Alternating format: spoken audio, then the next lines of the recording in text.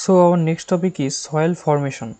Soil is one of the most valuable resources and it is an abiotic resources that is renewable. Okay, so in our environment there have two type of resources, biotic resources and abiotic resources. Soil comes under this abiotic resources and it is renewable. Okay, it determines the quality of the land, and according to the soil formation the quality of land is determined. It forms the basis of agriculture and it provides support and nourishment to the plants, and in turn animals and humans get food from the plants. The thin topmost layer of the earth crust, made up of fine rock particles and organic matter, is termed as soil. So soil basically the thin topmost layer. Okay, and soil is a layer of unconsolidated materials at the earth's surface, and it formed by breaking down of rock particles due to weathering and erosion. So due to weathering and erosion rocks are broke down. Okay, and by the breaking down of rocks the soil are formed, and it contains humus or decayed plants and animals remnants as well as living organisms, water and air. Soil has no definite and constant composition, so this is varied with place to place, and it contains both decayed plants and animal substances, and it consists of silica, clay and chalk. Soil contains organic matter called humus. So when various kind of organic matters are mixed with the soil, they create the humus, and which is derived from the decomposition of plants and animals. Soil consists of two layers. The topsoil is very important and all crops are grown in this soil and it is very fertile. The subsoil is also called regolith. Subsoil means that after the topsoil there have the some particles, those are called as regolith, and it is not as productive as topsoil. So it is situated beneath the topsoil and these are not so productive in nature. Next is soil profile. For a farmer, the term soil refers to the cultivated top layer only that has a depth of up to 15 to 20 centimeter. Okay, and farmers they actually use this 50 to 20 centimeters soil, and there have various kind of layers. Okay, that first one is the O horizon, or the topmost layer of the soil is humus. So O horizon is called as humus. You can see the picture. This is the O horizon. Okay, a topmost layer, and it is composed of decayed organic matter, and it is however lacking of in dry and arid areas. Okay, so this is O horizon. Next is A horizon, or the topsoil is rich in humus and minerals, and it contains most of the nutrients for plant growth. So A horizon is very much important, and it also provides the nutrients for the plants, and it consists of fine silt, clay and sand. Next is B horizon, or the subsoil is poor in humus but contains minerals washed downward by water from the upper layer, and it contains gravel, clay and sand. Next is C horizon. C horizon is a compost of weathered barren rock, and it is dark in color, and big fragments of the weathered rock lie in this layer, and it has little or no plant and animal life. There have no plants and animal life. Okay, next the another last horizon is there. The name is D horizon. So it is composed of unweathered solid bedrock. Okay, so beneath the sea there have also one layer, D horizon, and basically the soil's qualities depends on O, A and B. Formation of soil depends on 5 major factors. So first one is nature of parent rock. It influences the color and texture of the soil, and it also determines chemical properties, mineral content and permeability of the soil. So every kind of soil are based on the parent rock from where they actually originate. So according to the parent rock's color, the soil's colors also formed, and it also determines that chemical properties and mineral components also based on the parent rocks. Next is relief of the area. Altitude and slope of the land determines accumulation of soil. So this is another important feature, or that the determiner And climate, temperature and rainfall influence the rate of weathering and erosion. So climate is also one basic factor.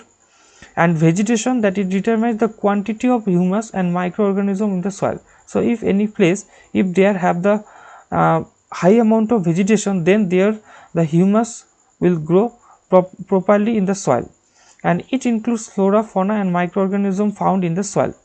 Time, usually 1000 years may pass in forming 2.5 centimeter of soil, and time determines thickness of soil.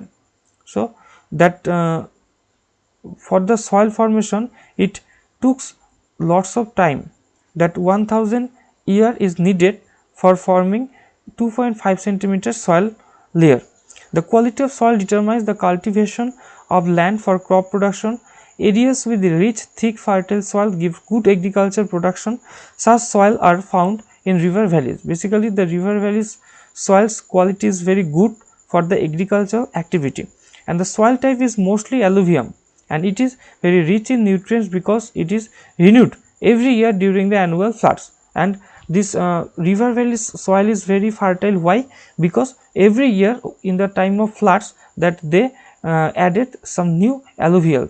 Okay, and the vast stretches of fertile soil make the river valley of the Nile in Egypt, and Yangtze Kiang and Huanghe in China, Mississippi in USA, and the Indo-Ganga Brahmaputra in India, and some of the leading agriculture region of the world. Regions with thin unfertile soil are unproductive. So if there have not any kind of fertile soil structure, then it will stay as a unproductive soil, and irrigation is required in such area, and soil is vital for the agriculture development of any country. And in our country, where agriculture is the mainstay of the economy, quality and distribution of soil resource of great importance. And the main types of soil found in India are alluvial soil, black soil, red soil, laterite soil and desert soil.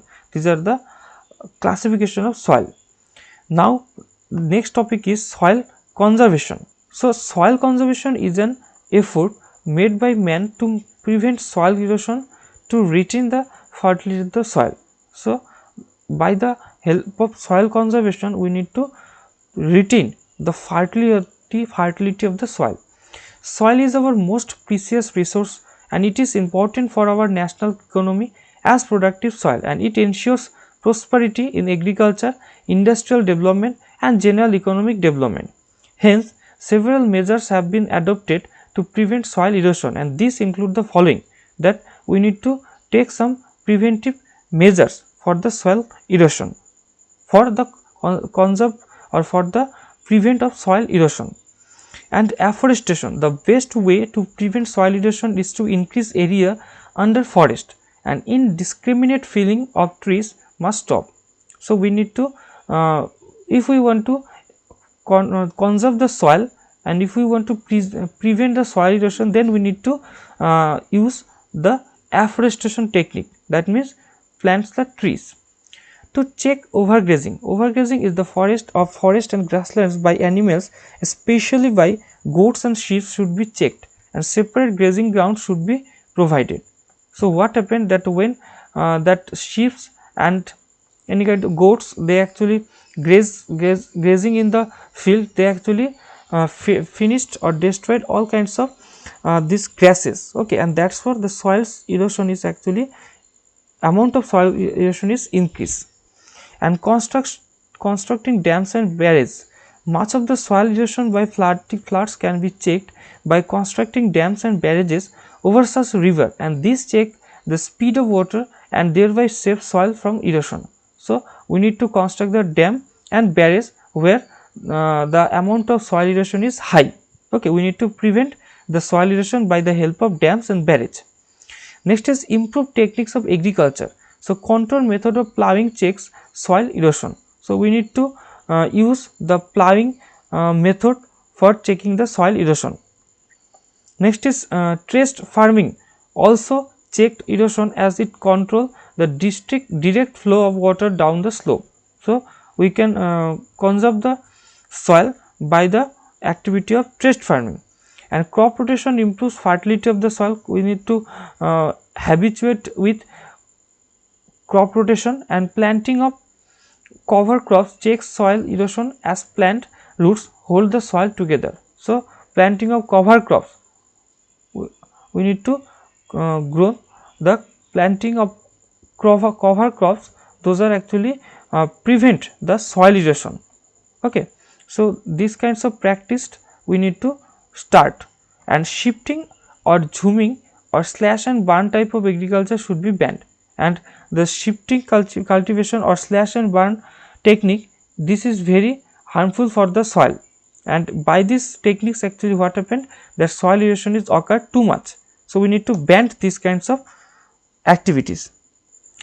Belts of trees and shrubs should be planted to check the velocity of the wind and thus prevent soil erosion. So where the wind's erosional activity is high, there we need to create the belt of trees, and in this way we can prevent the soil erosion.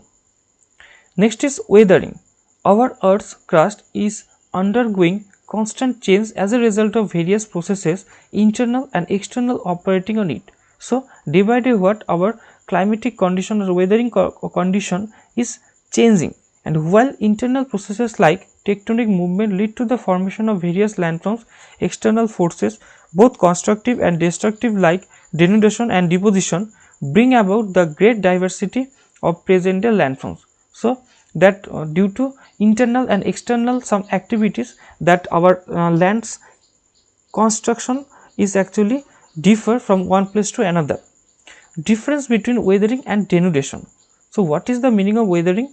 That it involves disintegration and decomposition of rocks where they exist, and therefore it is a static process, and weather is important as it leads to the formation of soil. So weathering totally depends on the weather, and due to with the help of some weathering phenomena or weathering elements like the temperature, rainfall, by this actually what happened, that the rocks are actually break down. Okay, and denudation is what, that the process of denudation is a twofold process, both destructive and constructive.